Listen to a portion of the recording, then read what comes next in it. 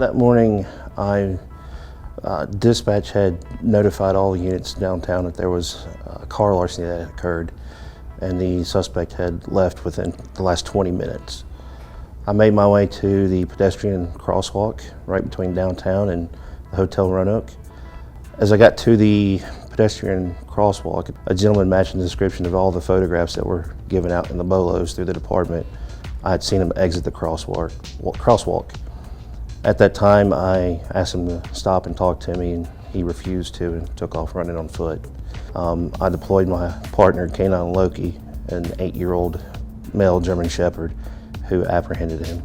The gentleman had pulled a knife out of his pocket with his left hand, and before I'd reached him, he had dropped that. A few seconds later, they both went down the embankment, and that's when I went down the embankment to help my partner take him into custody. At that point, the gentleman had pulled out a taser, a personal taser, and started tasing Canine Loki in his neck. And while I tried to assist Loki, I also got tased as well in the hands.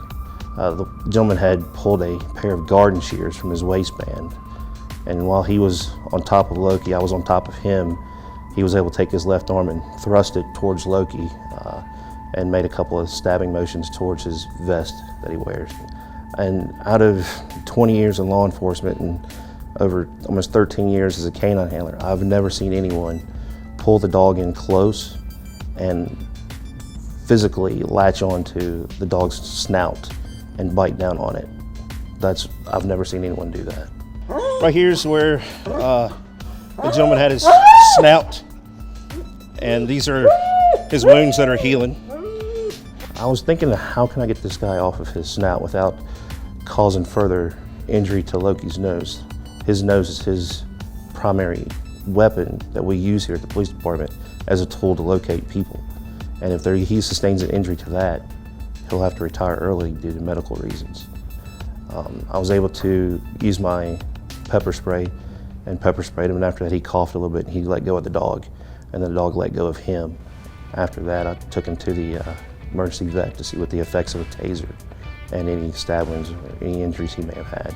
This is the stab mark on the right side of his vest where it went through and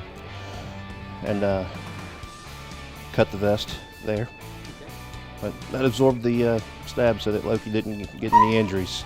He was issued a vest from Spike's Canine Fund. A professional athlete, Ashley Horner, donated that vest to him, and it is also stab-proof and bullet-resistant, and he wears it daily on patrol. And that's what took the brunt of the garden shear so that he didn't get hurt. Usually you lift it up to make sure that his leg is in and everything's fit, nice and fit. That way if we're after someone and we get to a fence and I have to put him over, we can do the dog carry, and then he's on his way again. To be a canine, it's a bond like no other. He's with me during the day, he's with me at night, he's with me 24/7. My job is to take care of him, and his job is to take care and protect me.